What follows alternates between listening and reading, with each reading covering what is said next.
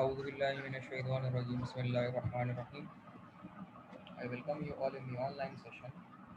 Hope you all are fine and having good health. Please confirm me. My voice is clear and screen share as well with you guys.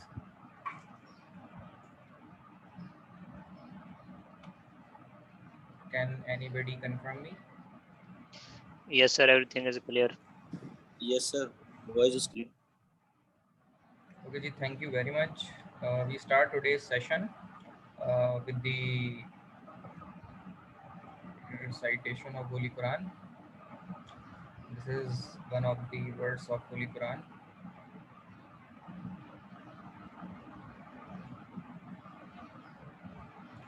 So in last we are discussing about the classification of substations and all the category and types of substation we have been discussed in our previous session.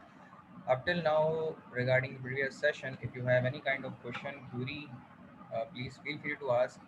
I will answer your question and resolve your queries regarding previous sessions.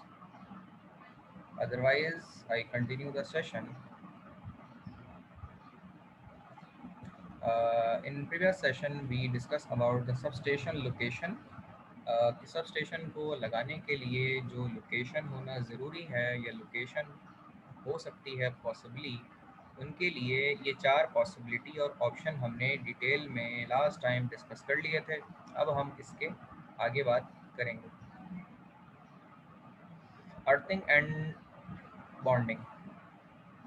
The function of an earthing and bounding system is provide an earthing system connecting to which transformer neutrals or earthing impedances may be connected in order to pass the maximum fault current. बाज़ औक़ात होता है ये कि transformer का जो neutral होता है, जो अर्थ इम्पिडेंस होती है, उसके ज़रिए से फॉल्ट करंट इनॉर्मस लेवल का रिटर्न के तौर पे बाज़ औक़ात आ जाता है. The earthing system also ensures that no thermal or mechanical damage occurs on the equipment within the substation, thereby resulting in safety to operation and maintenance personnel.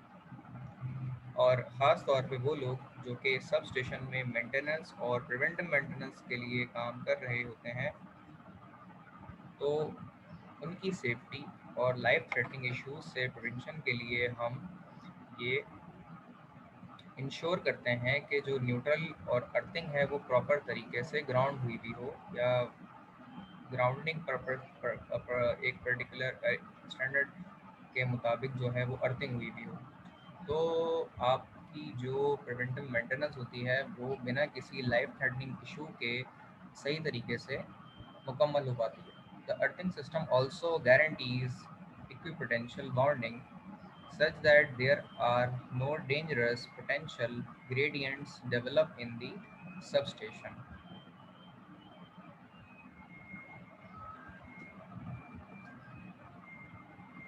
In the design of substation, following three voltages have to be considered. ये तीन चीज़ें बहुत ज़्यादा मशहूर हैं और इनको count किया जाता है. Number one, touch voltage.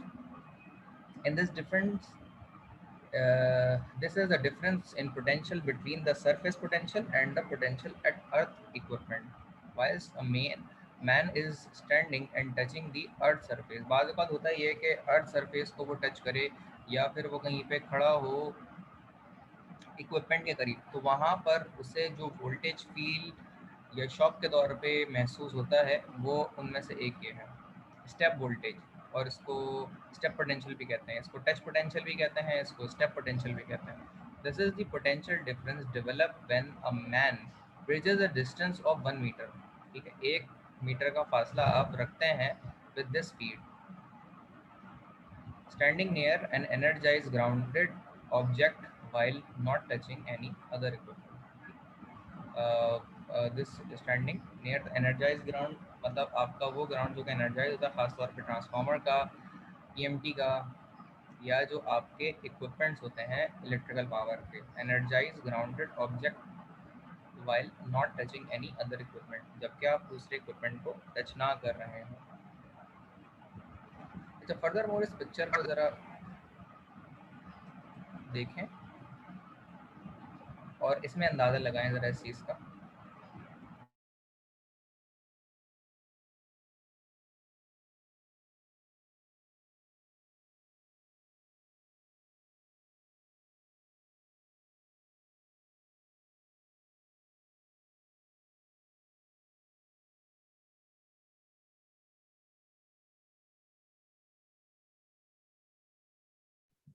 Sir ये जो ट्रांसफार्मर के बाद में जो लगा, यहाँ पहले बोल रहे हैं, पहले लगा हुआ ये सर्ज रजिस्टर है।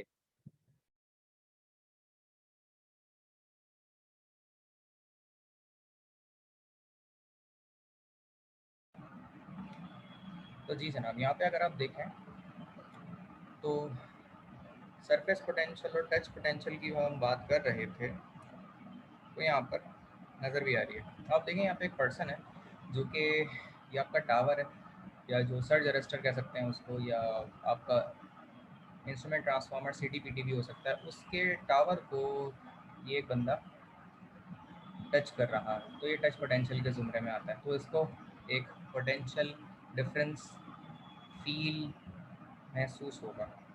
इसी तरीके से ग्राउंड पोटेंशियल के ऊपर अगर ये खड़ा हो तो इसके ऊपर भी एक पोटेंशियल ये चीज़ रखती है। ठीक है जी। अच्छा, एक चीज़ मैं बस बताना चाहूँगा कि भाई ये जो डॉट वॉट डाल रहे हैं ना आप लोग, या समथिंग एनोटेशंस का इस्तेमाल करते हैं, वो नाम लिखा हुआ आ जाता है, तो एहतियात करिएगा। ठीक। सब्सटेंशन फेंस जो हैं आपके वो लगी हुई होती हैं, उनमें भी पोटेंशियल होता है। वोल्टेज जो होते हैं आपके, ख़ास तौर पे जो आपके टावर्स होते हैं, आइसोलेटेड होते हैं, इसका नाम मैं भूल गया हूँ। आई थिंक मैं ज़रा देख कर बताता हूँ कि इसे क्या कहते थे। वोल्टेज रेगुलेटर या मेटल क्लेट स्विच, इन ये सीरीज़ में होता है बाकायदा।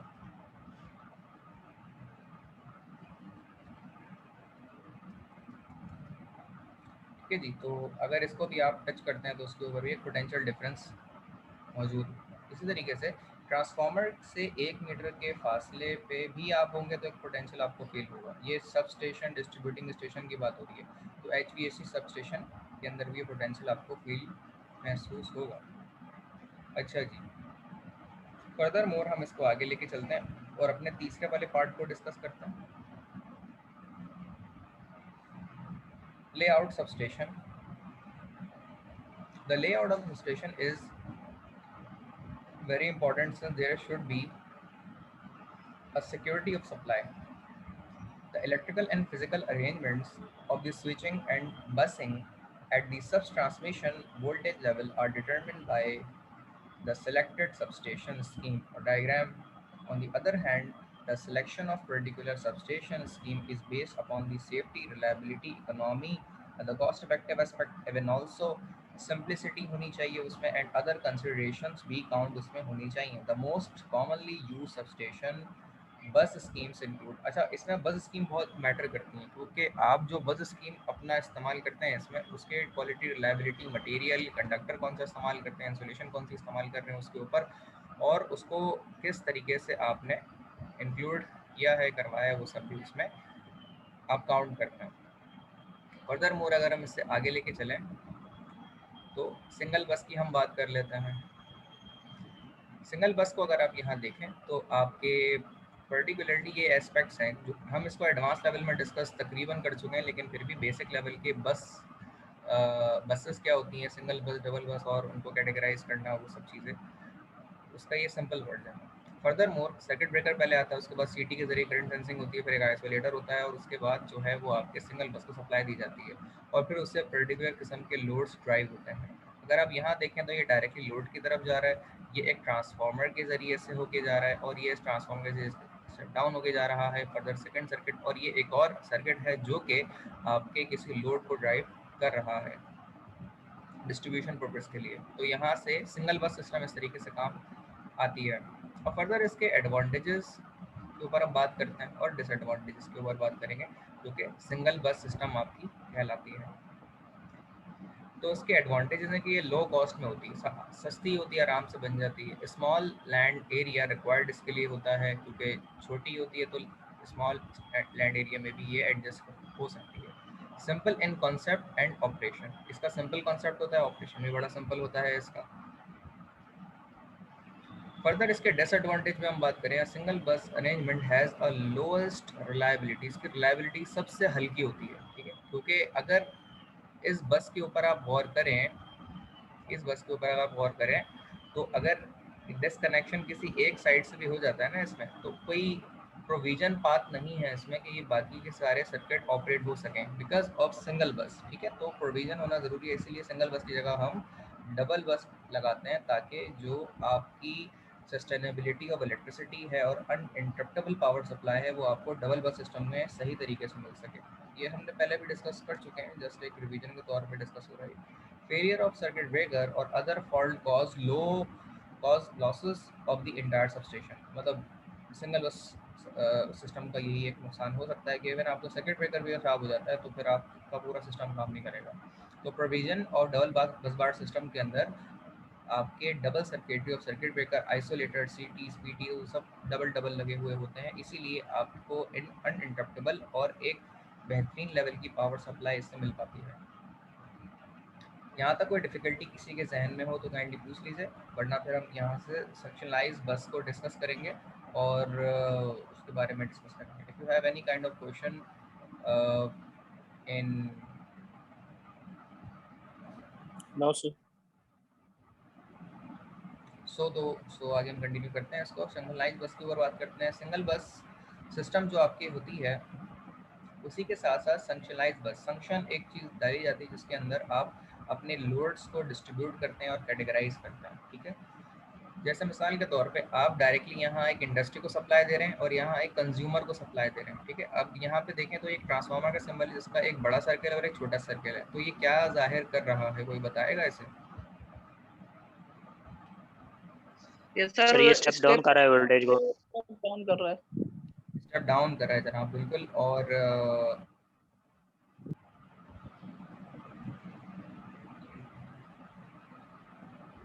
स्टेप डाउन कर रहा है जनाब, बिल्कुल, और ये भी स्टेप डाउन कर रहा है। अच्छा, दूसरी बात जो इंपॉर्टेंट इसमें मजीद मैं ये भी करूँगा कि ये सर्किट डायरेक्टली इंडस्ट्री को फीड करने के लिए, कमर्शियल सेक्टर को फीड करने के लिए प्रोवाइड कर रहा है, और ये ट्रांसफार्मर के ज़रिए से स्टेप डाउन करके फीड कर रहा है किसी रेजिडेंशियल यूज़र को, डोमेस्टिक यूज़र को। तो हमने यहाँ पे कैटेगराइजेशन कर दी है इस तरह से भी और इस तरह से भी, ठीक। और बीच में यहाँ पे फंक्शनलाइज बस प्रोवाइड कर दी कि अगर आपको प्रोविजन पाथ प्रोवाइड करना है यहाँ से यहाँ देने के लिए तो वो भी आप यहाँ से दे सकते हैं। और जो मेन सप्लाई है वो सर्किट ब्रेकर, सीटी, आइसोलेटर के ज़रिए से यहाँ पे मिल रही है। तो ये एक फंक्शनलाइज बस का मैकेनिज्म है। मज़ीद बात इसमें हम कर लेते हैं। फर्दर अगर आप देखें तो यहाँ पे सीटीज़ लगे हुए हैं और ख़ास तौर पे ये चीज़ लगी हुई है, इसे क्या कहते हैं, कोई बताएगा?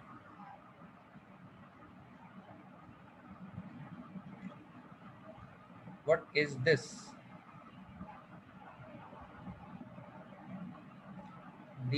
जी जनाब जागर खान साहब, आप बताएं। ये सर सिंगल बस होगी ना एक? नहीं, सिंगल बस तो पढ़ ली हमने, ये सिंगल बस है, इसमें ये नहीं था ये। सर सर्किट ब्रेकर और आइसोलेटर है जी वो तो नज़र आ रहा है, लेकिन ये इस स्कीम के लिए इस चीज़ का एक नाम होता है। जी आशिक साहब आप बताएं।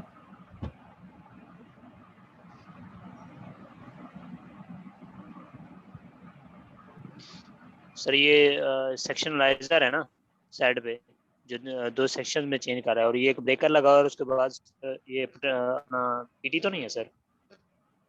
पीटी नहीं है। अच्छा, बहरहाल मैं इसे बताता चलूँ। मेरी एक लिमिटेड नॉलेज के मुताबिक ये चीज़ बस कपलर कहलाती है और बस को कपल करती है एक सर्किट को दूसरे सर्किट के साथ, ठीक है। और इवन इस ब्रेकर का नाम इवन ड्राइंग्स के अंदर भी और इंडस्ट्रियल टर्म के अंदर भी बस कपलर के तौर पे, बस कपलर सर्किट ब्रेकर के तौर पे लिया जाता है, ठीक है। तो उस चीज़ को कहा जाता है। तो सेंट्रलाइज बस के अंदर सिंगल बस को कैटेगराइज करते हैं डिस्ट्रीब्यूटिव ऑफ लोड के अंदर, कैटेगराइज करते हैं, बैलेंसिंग बनाते हैं, और उनको अगर हमें ज्वाइंट करना हो तो बस कपलर के जरिए से भी कर सकते हैं। लेकिन बस कपलर का जो एक बेसिक सिनेरियो मजीद भी वो ये भी है कि उसके लिए एक मजीद यूटिलिटी ऑफ सप्लाई या एक सर्किट ऑफ बस का सर्किट ब्रेकर के जरिए सप्लाई देना ज़रूरी है, जो कि यहाँ पर उन्होंने नहीं लगाया है, तब बस कपलर सही तरीके से काम करता है। मिसाल के तौर पे आप इमेजिन करें, यही एक सिनेरियो ऑफ दी स्कीम यहाँ पे भी है और यही एक सिनेरियो ऑफ दी स्कीम यहाँ पे भी है। अब यहाँ से सप्लाई जो है इसको फीड कर रही है और यहाँ से सप्लाई इस सर्किट को फीड कर रही है। मिसाल के तौर पे अगर यहाँ की सप्लाई कोई इंटरप्ट हो जाती है तो हम इस सर्किट को इस सप्लाई के ज़रिए अगर चलाना चाहते हैं तो बस कपलर को जो आइसोलेटर इसके स्विच ऑफ हुए हुए थे उन्हें ऑन करेंगे और यहाँ से सप्लाई प्रोवाइड करके इस सप्लाई के ज़रिए से भी ये चला देंगे जो कि ये से चली रही थी। अगर आपकी प्रिवेंटिव मेंटेनेंस के लिए या किसी शॉर्ट सर्किट की वजह से आपकी सप्लाई डैमेज हो जाती है, इसका वाइस वर्सा भी डिस्कस हम कर लेते हैं मिसाल के तौर पे इस तरह की सप्लाई एक यहाँ पे लगी हुई है जो फीड करती है इस सर्किट को, और ये वाली सप्लाई फीड करती है इस सर्किट को। अब खुदा ना खास्ता यहाँ पर कोई प्रिवेंटिव मेंटेनेंस या फिर कोई शॉर्ट सर्किट प्रोड्यूस हो गया जिसकी वजह से हमें ये सप्लाई ऑफ करनी पड़ गई, सर्किट ब्रेकर आइसोलेटर के ज़रिए से स्विच ऑफ कर दिया, आइसोलेट कर दिया। अब यहाँ का जो सर्किट है इसको अनइंटरप्टेबल पावर सप्लाई अगर हमें देनी है तो हम यहाँ जो सप्लाई लगी हुई थी उसके ज़रिए इस सर्किट को बस कपलर के ज़रिए देते हुए सर्किट को चला लेंगे, जबकि ये सप्लाई हमारी कट ऑफ हुई थी। तो बस कपलर का बेसिक सिनेरियो इस तरीके से भी हो सकता है। क्या ये बात यहाँ तक समझ आती है सब लोगों को? Yes sir. ठीक है, कोई सवाल यहाँ तक किसी का है तो पूछ लीजिए, वरना ये चीज़ आसानी है। वैसे फिर भी आई एम अवेलेबल, अगर कोई डिफ़िकल्टी कोई सवाल किसी के जहन में हो तो पूछ लीजिए, नहीं तो हम इसके एडवांटेजेस और डिसएडवांटेज के ऊपर अब बात करेंगे। एडवांटेजेस इसके होते हैं जी, higher reliability then single bus scheme, isolation of बस selections for maintenance, loss of only part of the substation for breaker failure और अ बस फॉल्ट। तो इसमें एक हायर रिलायबिलिटी मिलती है सिंगल बस के अंदर स्कीम की, आइसोलेशन ऑफ बस मेंटेनेंस के लिए मिल सकती है, आप इसको आइसोलेट कर सकते हैं फर्दर, और losses very part substation can भी breaker failure of the bus failure इसमें हो सकते हैं। डिसएडवांटेज जो इसके हैं जनाब, a functionalized bus arrangement has a higher cost, इसमें ज़्यादा कॉस्ट आपकी इन्वॉल्व होती है due to the bus coupler and separation of the load from one to another side. Single bus scheme के अंदर फंक्शनलाइजिंग में cause interruption of non faulted circuit, तो आपकी जो फंक्शनलाइज इंटरप्शन है उसमें नॉन फॉल्टेड सर्किट भी इसमें में इंटरप्ट हो जाते हैं, इसीलिए ये भी कोई बहुत अच्छा सोल्यूशन नहीं है आपको सप्लाई देने के हवाले से। अब इसके बाद एक स्कीम के ऊपर आते हैं जो कि बड़ी बेहतरीन स्कीम है, जो कि डबल बस सिस्टम कहलाती है, मेन एंड ट्रांसफ़र बस। अब अगर यहाँ पे हम बात करें तो इसके नाम से ज़ाहिर है डबल बस सिस्टम का मतलब ये है कि एक बस सर्किट का ये है और एक बस सर्किट का ये है, ये दो बस के स्पेसिफिक सर्किट्स हैं जो कि यहाँ पे लगाए गए हैं। अब आप अगर यहाँ पे गौर करें, ये दोनों बसेस को यहाँ की यूटिलिटी के ज़रिए सप्लाई प्रोवाइड की जा रही है, और इन डबल बस सिस्टम का फ़ायदा ये होता है कि आपके बस के लोड को हम बैलेंस में कैटेगराइज कर सकते हैं, और साथ ही साथ आपका अगर फ्यूचर में लोड बढ़ता भी है एरिया डेवलप होने के मुताबिक, या जो इलाकों में नई सोसाइटी डेवलप हो रही होती हैं, हाउसिंग सोसाइटीज़, फ्लैट्स बन रहे होते हैं और डेवलपमेंट आ रही होती है, लोगों की जो परचेजिंग पावर है वो आहिस्ता आहिस्ता बढ़ती है, जो लोग पढ़ रहे थे फिर वो कमाते हैं, फिर उनकी शादियाँ होती हैं वगैरह वगैरह, तो उनकी इस तरह ग्रोथ और डेवलपमेंट के साथ साथ फैमिलीज़ बढ़ रही होती हैं, तो आपका इलाके वाइज लोड भी बढ़ रहा होता है। अब उसके बिहाफ पे आप सब स्टेशन जो डिज़ाइन करते हैं सिंगल बस सिस्टम, सिंक्रोनाइज बस सिस्टम या डबल बस सिस्टम के ज़रिए, इट्स अप टू यू कि आप उसमें कितना प्रोविज़न दे रहे हैं। अब इस चीज़ को ज़रा रियलाइज़ करके देखें कि जब हम दो बस इस्तेमाल कर रहे हैं, एक ही बस के ऊपर ये चारों सर्किट तो हम बिल्कुल भी नहीं डाल सकते, ये अक्लमंदी वाला तो फैसला बिल्कुल भी नहीं हो सकता। तो हम करते ये हैं कि आधा लोड एक बस पे और आधा लोड एक बस पे डालते हैं, और इस तरीके से बस के ऊपर लोड ओवरलोडिंग की तरफ भी नहीं जाता, चीज़ें ओवरलोड नहीं होती, फॉल्ट की तरफ नहीं जाती, गर्म नहीं होती, और अपने रिस्पेक्टिव वे में वो चल रही होती है। और सबसे अहम चीज़, उनमें फ्यूचर प्रोविज़न एक रहता है जिसमें आपका सर्किट के मुताबिक अगर लोड बढ़ भी रहा होता है तो आपकी जो डबल बस सिस्टम है बैलेंस में जब वो चल रही होती है तो वो फ्यूचर एक्सटेंशन के लिए भी तैयार रहती है। तो इसका एक बेहतरीन फ़ायदा फ्यूचर एक्सटेंशन और स्पेयर सर्किट के लिए रहता है, क्योंकि आपकी डेवलपमेंट और सस्टेनेबिलिटी, लोगों की परचेजिंग पावर, और जिस तरीके से इलाके डेवलप हो रहे होते हैं आपका लोड बढ़ने की तरफ ही जाएगा। चाहे आप कितने भी रिन्यूएबल एनर्जी सेविंग डिवाइस लगा लें, आपका लोड आगे बढ़ना ही बढ़ना है। ठीक है, तो इस मकसद के लिए आप डबल बस सिस्टम को इंस्टॉल करते हैं और उसको इस्तेमाल करते हैं ताकि आपका सिस्टम सस्टेनेबल, लॉन्ग टर्म और रिलायबल रहे। अच्छा, इस चीज़ के लिए मिसाल के तौर पे अगर किसी एक बस के ऊपर जिसके ज़रिए सप्लाई लोड को दी जा रही थी, अगर वो मेंटेनेंस प्रोविज़न पर्पस के लिए बंद करनी पड़ जाए तो आप इसको बंद करेंगे और मेंटेनेंस का काम करेंगे, दूसरे बस के ऊपर सारा लोड आप ट्रांसफ़र कर देंगे, जिसके ज़रिए से आपके जितने भी सर्किट्स हैं उन्हें अनइंटरप्टेबल पावर सप्लाई मिल रही होती है और आपका यूज़र सफ़र नहीं करता। कभी आपने एक बात याद आ गई, थोड़ा बोरियत हो रहा है, लेक्चर्स को डिस्कस करते हैं। आपने अगर देखा हो फेसबुक का जो पेज है के इलेक्ट्रिक वालों का, बेचारे वो कोई अच्छी चीज़ भी डालते हैं तो अच्छी खासी आवाम उनके पीछे लग जाती है। 3 घंटे से मेरे घर में लाइट नहीं है, 4 घंटे से मेरे घर में लाइट नहीं है, शहरी से मेरे घर में लाइट नहीं है, तो बेचारे वो जवाब देते रहते हैं कि भाई अपना अकाउंट नंबर इनबॉक्स करते हैं, हम उसको देखते हैं। वो बेचारे कोई सोशल वेलफेयर का काम भी करके शेयर कर रहे होते हैं, तो अच्छे खासे एक आवाम में जो शुरू हो जाती है, कुरंगी 2.5 नंबर में लाइट नहीं है और नाजामत 4 नंबर में लाइट नहीं है, क्या कर रहे हो तुम लोग, मतलब इस तरह की बातें हो रही होती हैं। तो बहरहाल उनकी आप अगर कमेंट्स देखें जो के इलेक्ट्रिक वाले जवाब दे रहे होते हैं, उनको भी एक सलाम है कि बेचारे वो एक अच्छी खासी आवाम को जो है वो जवाब दे रहे होते हैं। और बहरहाल वो जवाब कैसा भी हो, यूज़र आपको क्या फ़ील करता है क्या नहीं, वो चीज़ भी एक होती है। बहरहाल दोबारा टॉपिक की तरफ आते हैं। तो अनइंटरप्टेड पावर सप्लाई इस तरीके से आपको मिल सकती है, लेकिन इसमें एवोल्यूशन की ज़रूरत है। आपका सिस्टम आपको ज़्यादा इवॉल्व करने की ज़रूरत है, तब जाकर आपको जो अनइंटरप्टेड पावर सप्लाई वो मिल पाती है। अच्छा, बीच में अगर आप देखें तो इसमें आइसोलेटर्स लगे हुए हैं। वो आइसोलेटर्स ये लगे हुए हैं प्रोविज़न के तौर पे कि अगर आपको अब गौर करें, आपका जो ये लोड है, जो सारा का सारा लोड देखें, इसके ऊपर भी चल रहा है, इसके ऊपर भी, ये पहली बस पे भी है, ये चौथा वाला लोड भी पहली बस के ऊपर है।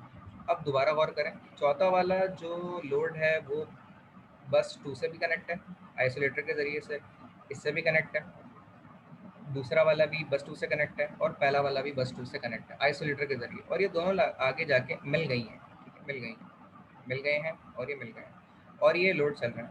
तो इसकी वर्किंग के ऊपर अगर हम बात करें तो कोई बताएगा कि क्या ये आपस में एक साथ मिलके दोनों बस को फीड नहीं कर रहे लोड के ज़रिए से, दोनों आइसोलेटर के ज़रिए से? इसका क्या जवाब है किसी के पास? सर क्वेश्चन थोड़ा रिपीट कीजिए। मैंने जनाब ये कहा है, अगर आप पहले लोड को ऑब्जर्व करें तो बस 1 जो है उसके ज़रिए सप्लाई मिल रही है आइसोलेटर के ज़रिए से और ये यहाँ पे फीड कर रही है। बस 2 के ज़रिए से भी सप्लाई मिल रही है आइसोलेटर के ज़रिए से यहाँ से, और ये इसको भी फीड कर रही है। तो क्या लोड 1 का सर्किट जो यहाँ लगा हुआ है वो दोनों बस से फीड हो रहा है क्या?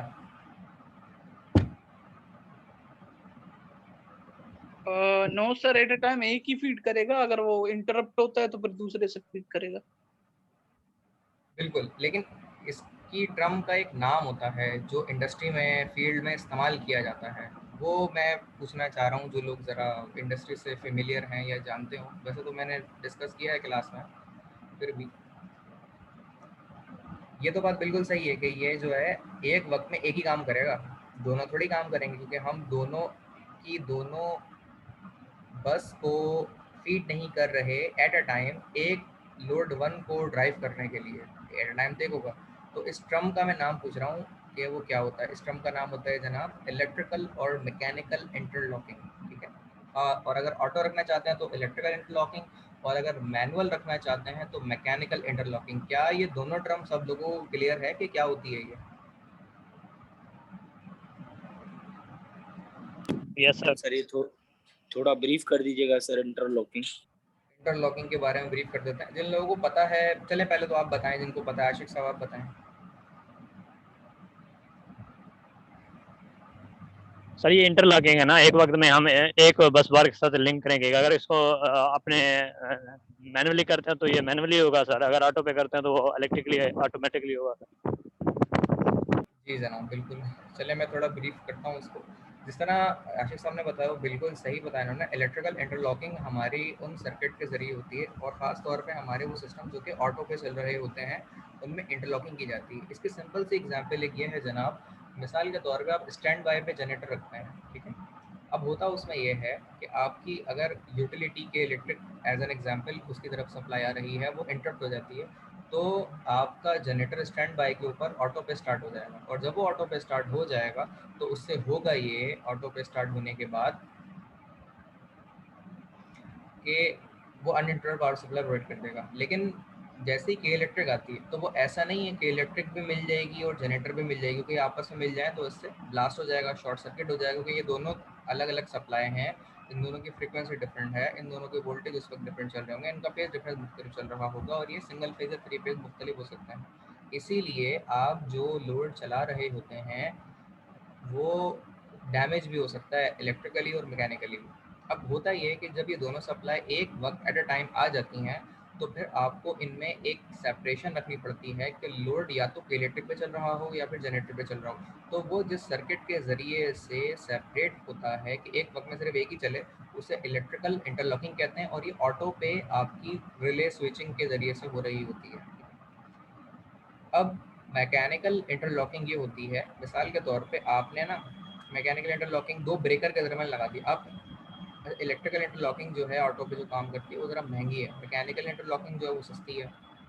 मैकेनिकल इंटरलॉकिंग ये होती है कि आप मैकेनिकल डिपार्टमेंट के ज़रिए से एक वो बनाते हैं, एक प्लेट बनाते हैं जिसको आप ब्रेकर के ऑन ऑफ के ऊपर सेट करते हैं, और वो ऐसे सेट करते हैं कि अगर दोनों के इलेक्ट्रिक और जनरेटर का ब्रेकर बिल्कुल पैरेलल में लगाते हैं, अगर आप सर्किट ब्रेकर के इलेक्ट्रिक का ऑन करें तो वो जो जनरेटर का है वो ऑफ रहेगा, और अगर जनरेटर का ऑन करें तो इलेक्ट्रिक का ऑफ रहेगा। ये एक प्लेट होती है जो ब्रेकर के ऑन ऑफ के दरमियान लगती है, ठीक है, मतलब सिर्फ एक प्लेट लग जाती है और आपका मैकेनिकल इंटरलॉकिंग काम करता है। लेकिन इसके लिए एक मसला ये होता है कि आपको उठ के जाना पड़ेगा और फिर आपको स्क्रू से सबसे पहले खोलना पड़ेगा और फिर उसकी प्लेट को साइड लगाना पड़ेगा कि जनरेटर का ब्रेकर ऑफ हो जाए और के इलेक्ट्रिक का ब्रेकर ऑन हो जाए, और फिर वो दोबारा स्क्रू टाइट कर देंगे आप प्लेट का, और एक वक्त में एक ही ब्रेकर सिर्फ ऑन हो सकता है। तो इस तरीके से ये इंटरलॉकिंग कहलाती है, मैकेनिकल इंटरलॉकिंग, और ये इंटरलॉकिंग जो है वो ज़्यादातर सस्ती होती है जबकि इलेक्ट्रिकल इंटरलॉकिंग महंगी होती है। तो यहाँ पर हम इलेक्ट्रिकल इंटरलॉकिंग को बात कर लेते हैं। तो एक वक्त में एक आइसोलेटर ही इसको स्विच करेगा ऑन और आपके लोड को ड्राइव करेगा और इसको ऑफ रखेगा। मिसाल के तौर पे आपको यहाँ से सप्लाई प्रोविजन के तौर पे लेनी पड़ जाए तो फिर इलेक्ट्रिकल इंटरलॉकिंग के अंदर आप ये प्रायोरिटी रखेंगे तो ये इसको ऑफ कर दी जाए और इससे सप्लाई ऑन हो जाए। दूसरा, आप अगर इसमें प्रायोरिटी ना भी रखें तो ये शुरू में सिर्फ बता दें कि इससे सप्लाई आ रही हो तो ये सिलेक्ट हो जाए, इससे सप्लाई आ रही हो तो ये सिलेक्ट हो जाए। तो इंटरलॉकिंग के ज़रिए से एक वक्त में सिर्फ एक ही सप्लाई सिस्टम में आती है, दोनों एक साथ नहीं करते। और ये इंटरलॉकिंग आपके 1, 2, 3 और 4 इन सारे के सारे सर्किट्स के अंदर लोड को ड्राइव करने के लिए इस्तेमाल होगी, जो आपकी इलेक्ट्रिकल इंटरलॉकिंग कहलाती है। बस कपलर में भी इलेक्ट्रिकल इंटरलॉकिंग की जा सकती है। मिसाल के तौर पे आपने सारा का सारा लोड इससे ड्राइव कर दिया, अब आपको इसको इससे सीरीज में लेना है मिसाल के तौर पे, तो आप बस कपलर के अंदर भी इंटरलॉकिंग लगा सकते हैं कि ये भी स्विच ऑन कर दो, ये भी स्विच ऑन कर दो, तो ये दोनों के दोनों आपस में सीरीज हो जाएंगी बस बार्स। ये फिर उन केसेस के अंदर हम करते हैं जहाँ पर हमें दोनों बस बार के सर्किट को एक साथ एक्टिव करना होता है और आपको heavy duty amount of load को चलाना होता है। सस्टेनेबल लोड की कैपेसिटी अगर एक आपकी बस बार में नहीं है तो दोनों बस को एक साथ इस्तेमाल करके उस लोड को ड्राइव कर सकते हैं आप। इन सारी बातों में कोई चीज़ अगर समझ में नहीं आई या कोई सवाल है किसी का तो पूछ लें, मैं रिपीट कर दूंगा या आपके सवाल का जवाब दे दूंगा। कोई भी डिफ़िकल्टी अगर किसी को नहीं है तो हम यहाँ से आगे चलते हैं। तो बस coupler, electrical interlocking, mechanical interlocking हमने डिस्कस कर ली। एडवांटेजेस पर बात करते हैं इस डबल बस बार की स्कीम के हवाले से।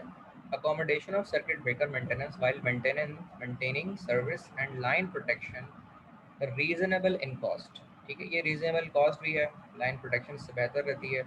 फेयरली स्मॉल लैंड एरिया, और एक छोटे लैंड एरिया के अंदर भी ये एडजस्ट हो सकती है डबल बस बार सिस्टम को। इसकी हम डिसएडवांटेज की तरफ अगर बात करें तो an additional circuit breaker is required for बस टाई। बस को टाई करने के लिए एक एडिशनल सर्किट ब्रेकर रिक्वायर्ड होता है जिसको हम बस कपलर कहते हैं।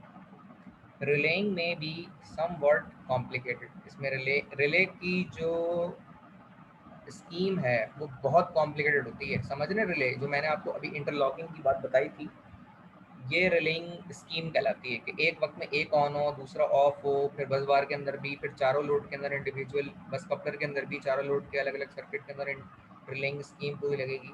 तो ये कॉम्प्लिकेटेड लेवल की प्रोटेक्शन स्कीम इसमें लगेगी। Failure of the circuit breaker or a bus fault causes loss of entire substation. ठीक है? तो अगर सर्किट ब्रेकर आपका यहाँ पे फेल हो जाता है तो इसके अंदर आपका जो पूरा एंटायर बस सिस्टम है वो आपका फेल हो जाएगा। इसीलिए जो आपकी डबल बस बार स्कीम होती है उसमें यूटिलिटी 2 सर्किट के जरिए प्रोवाइड की जाती है, 2 सर्किट के जरिए। Somewhat complicated switching is required to remove a circuit breaker from service for maintenance. ठीक है। Furthermore, अब हम बात करते हैं रिंग बस सिस्टम की। रिंग बस सिस्टम को अगर आप यहाँ पे देखें तो रिंग बस सिस्टम के अंदर ये रिंग की सूरत में चीज़ लगी हुई होती है। इस पर एक नज़र देखें ज़रा।